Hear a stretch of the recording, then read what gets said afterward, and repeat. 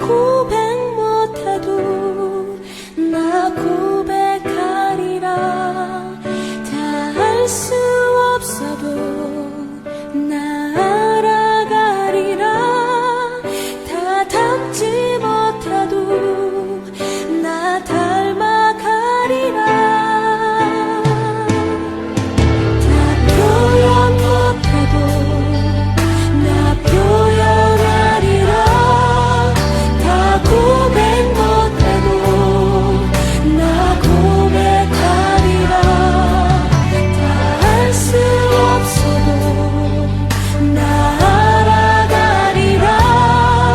다 닮지 못해도 나 닮아가리라. 그 사랑 얼마나 아름다운지, 그 사랑 얼마나 날 부욕해 하는지, 그 사랑 얼마나 크고 놀라운지를, 그 사랑 얼마나 나를 감격하게 하는지.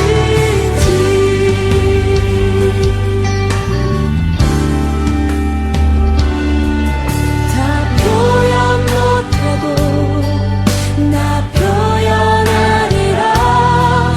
다 고백 못해도 나 고백하리라. 다 알 수 없어도 나 알아가리라. 다 닮지 못해도 나 닮아가리라. 그 사랑 얼마나 아름다운지, 그 사랑 얼마나 날 부욕해 하는지, 그 사랑 얼마나 크고 놀라운지를, 그 사랑 얼마나 나를 감격하게 하는지.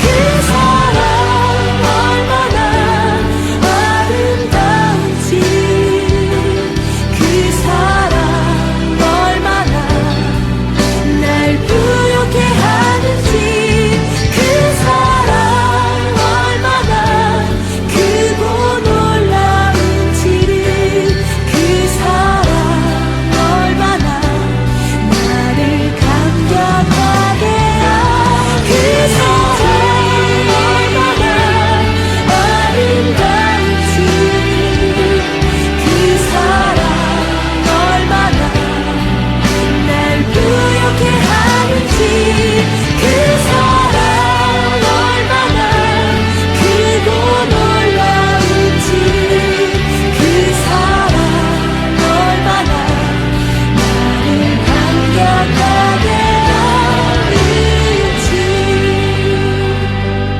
그 사랑 얼마나 나를 감격하게 하는지.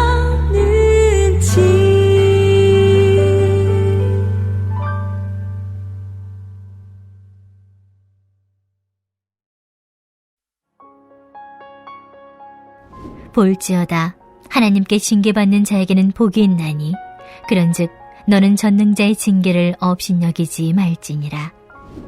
하나님은 아프게 하시다가 싸매시며 상하게 하시다가 그의 손으로 고치시나니 6가지 환난에서 너를 구원하시며 7가지 환난이라도 그 재앙이 내게 미치지 않게 하시며 기근 때의 죽음에서 전쟁 때 칼의 위협에서 너를 구원하실 터인즉 내가 혀의 채찍을 피하여 숨을 수가 있고 멸망이 올 때에도 두려워하지 아니할 것이라. 너는 멸망과 기근을 비웃으며 들짐승을 두려워하지 말라. 들에 있는 돌이 너와 언약을 맺겠고 들짐승이 너와 화목하게 살 것이니라. 내가 네 장막의 평안함을 알고 내 우리를 살펴도 잃은 것이 없을 것이며 내 자손이 많아지며 내 후손이 땅의 풀과 같이 될 줄을 내가 알 것이라. 내가 장수하다가 무덤에 이르리니 마치 곡식단을 제때 들어올림 같으니라. 볼지어다 우리가 연구한 바가 이와 같으니 너는 들어보라. 그러면 내가 알리라. 아멘. 저는 영화를 볼 때 한 가지 바라는 점이 있습니다. 그것은 영화의 결말이 행복했으면 좋겠다는 것입니다. 영화의 결말이 행복하다면 제가 영화를 통해서 삶에 대한 희망과 용기를 얻을 수 있기 때문입니다. 반대로 영화의 결말이 불행하다면 저는 영화를 통해서 좋지 않은 영향을 받을 것입니다. 저는 영화의 행복한 결말처럼 우리들의 인생의 결말도 행복했으면 좋겠습니다. 여러분도 분명 여러분의 인생이 행복하길 바랄 것입니다. 시편 1편은 이러한 행복한 인생에 대해 서술하였습니다. 시편 1편 1절에서 3절 그리고 6절입니다. 복 있는 사람은 악인들의 꾀를 따르지 아니하며 죄인들의 길에 서지 아니하며 오만한 자들의 자리에 앉지 아니하고 오직 여호와의 율법을 즐거워하여 그 율법을 주야로 묵상하는도다. 그는 시냇가에 심은 나무가 철을 따라 열매를 맺으며 그 잎사귀가 마르지 아니한 같으니 그가 하는 모든 일이 다 형통하리로다. 무릇 의인들의 길은 여호와께서 인정하시나 악인들의 길은 망하리로다. 우리 모두는 시편 1편에 복 있는 사람처럼 모든 일이 다 잘되고 행복한 삶을 살기를 원합니다. 욥은 바로 이런 이상적인 삶을 살고 있었던 사람이었습니다. 그는 모범적인 신앙인이었고 하나님께 복을 받아 부유하고 행복한 삶을 살았습니다. 그런데 이것은 욥의 인생의 행복한 결말이 아니었습니다. 오히려 그의 인생은 축복받은 삶에서 가진 것을 모두 잃은 불행한 삶으로 바뀌었습니다. 모범적인 신앙인이었던 욥이 이런 끔찍한 고난을 당한 이유는 무엇이었을까요? 욥기 1장 8절에서 11절입니다. 여호와께서 사탄에게 이르시되 네가 내 종 욥을 주의하여 보았느냐? 그와 같이 온전하고 정직하여 하나님을 경외하며 악에서 떠난 자는 세상에 없느니라. 사단이 여호와께 대답하여 이르되 욥이 어찌 까닭없이 하나님을 경외하리이까? 주께서 그와 그의 집과 그의 모든 소유물을 울타리로 두르심 때문이 아니니이까? 주께서 그의 손으로 하는 바를 복되게 하사 그의 소유물이 땅에 넘치게 하셨음이니이다. 이에 주의 손을 펴서 그의 모든 소유물을 치소서. 그리하시면 틀림없이 주를 향하여 욕하지 않겠나이까. 어느 날 사탄이 하나님 앞에 왔습니다. 그리고 사탄은 하나님께 한 가지 제안을 하였습니다. 그 제안은 욥의 신앙을 시험해보자는 것이었습니다. 사탄은 욥이 하나님을 경외하는 이유는 하나님이 주신 축복 때문일 것이라고 말했습니다. 사탄은 하나님의 축복이 없다면 욥이 하나님을 배신할 것이라고 확신하였습니다. 하나님은 사탄의 제안을 수락하셨습니다. 하나님은 욥의 순수한 신앙을 신뢰하셨기 때문입니다. 하나님은 하나님의 축복이 없이도 욥이 하나님을 변함없이 경외할 것이라고 기대하셨습니다. 욥에게 과연 어떤 일들이 벌어졌을까요? 욥은 고난 속에서도 하나님을 향한 그의 믿음을 지켰을까요? 욥기 3장 1절, 욥기 3장 11절 그리고 26절입니다. 어찌하여 내가 태에서 죽어 나오지 아니하였던가? 어찌하여 내 어머니가 해산할 때에 내가 숨지지 아니하였던가? 나에게는 평온도 없고 안일도 없고 휴식도 없고 다만 불안만이 있구나. 욥은 자신의 생일을 저주하였습니다. 사탄의 시험 때문에 그가 많은 고난을 받았기 때문입니다. 욥은 그의 재산과 자녀들을 모두 잃었습니다. 그는 온몸에 종기가 생겼습니다. 욥의 아내는 그의 신앙을 비난하였습니다. 욥은 신앙인으로서 모범적인 삶을 살았습니다. 그의 신앙적인 삶은 거의 완벽에 가까웠습니다. 그러나 그는 이유를 알 수 없는 고난을 당했습니다. 그래서 욥은 하나님께 그의 억울함을 호소할 수밖에 없었습니다. 그러나 하나님은 욥에게 고난의 원인을 알려주지 않으셨습니다. 욥이 그 이유를 알게 된다면 하나님이 욥의 신앙의 순수성을 확인하실 수 없기 때문입니다. 그러나 한편으로 하나님은 욥에게 고난의 원인을 설명해야 할 의무를 가지고 계시지 않았습니다. 하나님은 세상의 주인으로서 모든 것에 대해 그분의 뜻대로 하실 권리가 있기 때문입니다. 욥이 정말로 원했던 것은 죽음을 통해 자유를 얻고 현재의 고통을 벗어나는 것이었습니다. 욥이 이렇게 힘들어했던 이유는 무엇이었을까요? 우리는 다윗의 고백을 통해 하나님이 어떤 분인지 알 수 있습니다. 시편 59편 16절부터 17절입니다. 나는 주의 힘을 노래하며 아침에 주의 인자하심을 높이 부르오리니 주는 나의 요새이시며 나의 환난 날에 피난처이심이니이다. 나의 힘이시여 내가 주께 찬송하오리니 하나님은 나의 요새이시며 나를 긍휼히 여기시는 하나님이심이니이다. 다음은 욥이 고백하는 하나님입니다. 욥기 6장 4절입니다. 전능자의 화살이 내게 박힘에 나의 영이 그 독을 마셨나니 하나님의 두려움이 나를 엄습하여 치는구나. 다윗의 고백처럼 하나님은 요새이시며 환난 날에 피난처이십니다. 그러나 욥이 고백하는 하나님은 그를 공격하시고 두렵게 하시는 분이었습니다. 욥은 세상에서 아무것도 의지할 수 없는 상황이 되었습니다. 그 이유는 그가 최후의 피난처로 여겼던 하나님이 그의 고통을 외면하셨기 때문입니다. 욥의 고통의 소식을 들은 욥의 세 친구는 욥을 찾아왔습니다. 친구 중 한 명인 엘리바스가 욥에게 말했습니다. 욥기 5장 17절입니다. 볼지어다 하나님께 징계받는 자에게는 복이 있나니 그런즉 너는 전능자의 징계를 업신여기지 말지니라. 욥은 자신이 고난을 받아야 하는 이유를 알 수 없었습니다. 엘리바스는 어떤 고통도 우연히 일어나지 않는다라고 말했습니다. 그는 욥이 고난을 받는 이유는 욥의 죄에 대한 하나님의 징계라고 말했습니다.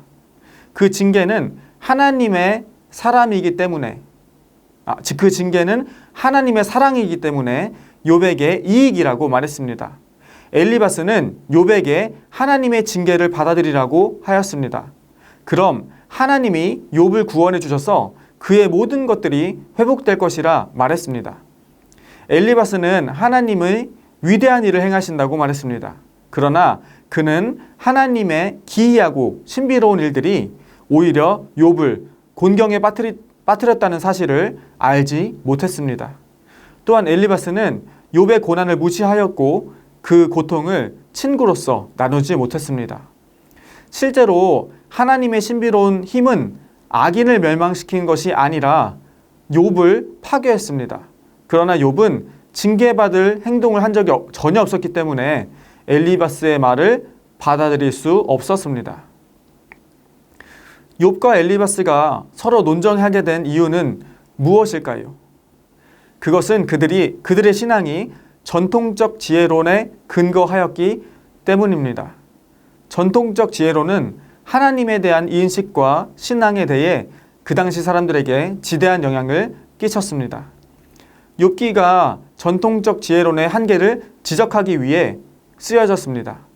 전통적 지혜론의 첫 번째 주장은 하나님을 잘 믿는 사람은 삶의 수수께끼에 대한 해답을 얻을 수 있다라는 것입니다.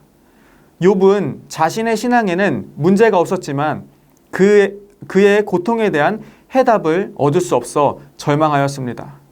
욥기의 신학은 이에 대해서 비판합니다. 이에 따르면 사람이 하나님의 뜻을 인간의 생각으로 이해하려고 해서는 안 된다는 것입니다. 또한 사람은 인간의 지혜를 넘어서는 하나님의 지혜를 인정해야 한다는 것입니다. 그러므로 사람이 어떤 일이 일어난 원인을 알 수 없더라도 하나님의 뜻에 순종할 수 있는 것입니다. 전통적 지혜론의 두 번째 주장은 하나님의 질서를 지키는 사람은 축복받는다입니다. 욥의 친구들은 하나님께 축복을 받는 법칙은 정해져 있다라고 주장했습니다. 그들은 인과응보의 신학을 믿었던 것입니다. 욥기의 신학은 이에 대해 비판합니다. 인과응보의 신학은 축복을 받는 방법, 즉 축복의 시스템만을 의지합니다. 이것은 하나님의 개입을 고려하지 않았습니다. 하나님은 살아계셔서 사람의 운명에 개입하십니다. 그러므로 사람은 자신의 인생에 개입하시는 하나님의 주권에 대해 인정하고 열린 태도로 살아가야 합니다. 전통적 지혜론의 한계점은 인간 중심적인 하나님 해석이라는 것입니다. 이에 따르면 하나님을 잘 믿는 사람은 하나님의 복을 받아 유복하고 행복한 삶을 살아야 합니다. 또한 하나님의 뜻을 깨달아 세상의 모든 수수께끼를 풀 수 있어야 합니다. 이러한 믿음은 인간의 이익과 관련되어 있습니다. 욥기의 신학은 이러한 인간의 이익을 대변하는 전통적 지혜론에 대한 새로운 대안이 되었습니다.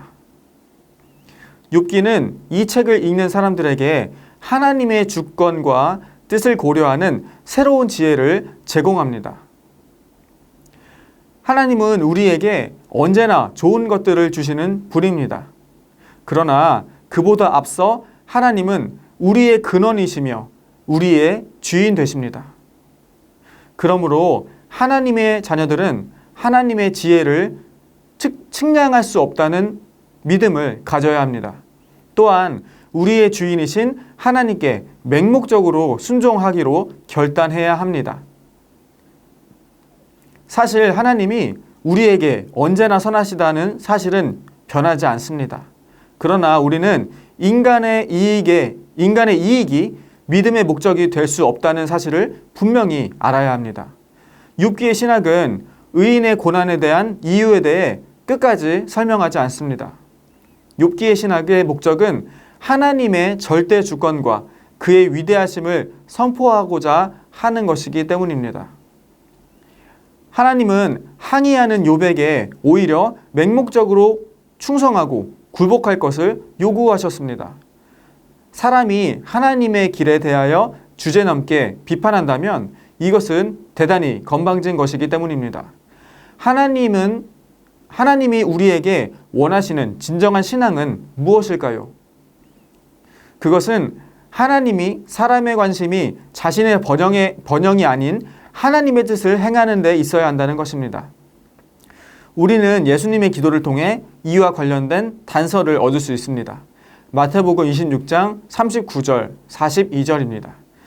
조금 나아가사 얼굴을 땅에 대시고 엎드려 기도하여 이르시되 내 아버지여 만일 할만하시거든 이 잔을 내게서 지나가게 하옵소서. 그러나 나의 원대로 마옵시고 아버지의 원대로 하옵소서 하시고 다시 두 번째 나아가 기도하여 이르시되 내 아버지여 만일 내가 마시지 않고는 이 잔이 내게서 지나갈 수 없거든 아버지의 원대로 되기를 원하나이다 하시고 예수님은 그의 고난과 죽음의 길 앞에서 하나님께 기도하셨습니다. 그러나 기도의 목적은 하나님의 뜻을 이루는 것이었습니다. 예수님은 하나님께 순종하기 위해서 자신의 이익을 포기하셨습니다. 이것이 하나님이 우리에게 원하시는 완전한 신앙의 모델입니다. 하나님은 때때로 우리가 이해할 수 없는 길로 인도하십니다. 우리는 고난의 이유를 알 수 없어서 욥처럼 고통을 받을 수도 있습니다. 그때 우리에게 필요한 것은 하나님의 뜻에 온전히 순종하겠다는 용기입니다. 우리의 주인이신 하나님께 우리가 순종했을 때 하나님의 뜻이 이루어지기 때문입니다. 우리가 우리의 이익을 먼저 추구한다면 우리의 신앙은 바로 바른 신앙이 아닙니다. 하나님의 뜻을 먼저 추구했던 예수님의 신앙을 추구하십시오. 그것이 하나님이 창조하신 우리가 반드시 행해야 하는 일입니다. 또한 이것이 하나님께 축복을 받는 사람들의 태도입니다. 우리 함께 이 시간 기도하기 원합니다. 첫째로 오늘 나눈 욥기 5장의 말씀처럼 우리가 비록 하나님의 뜻을 다 알지 못할지라도 하나님을 신뢰하며 나아가길 기도하시겠습니다. 또한 해외 선교사님들과 농촌교회 및 개척교회 목사님들의 영육 간의 강건함을 위해 우리 함께 마음을 다해 기도하시겠습니다. 둘째로 다음 세대를 위한 성전 건축이 주님의 인도하신 가운데 아름답게 이루어질 수 있도록 함께 기도하시겠습니다.